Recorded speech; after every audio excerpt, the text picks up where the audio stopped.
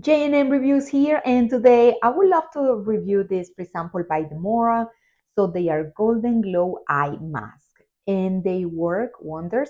As you can see here, my under the eye, it doesn't have any dark circles. It's not dehydrated or something.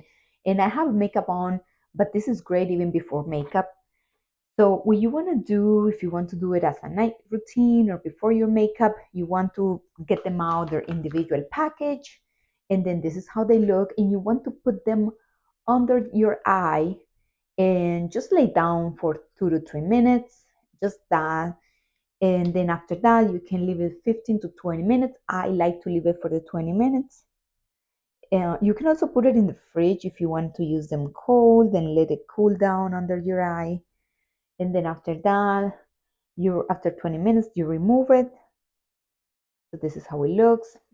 And then after the 20 minutes you remove it, and then you can put your moisturizer and carry on as you usually do. I hope you enjoyed my video. Thank you for watching.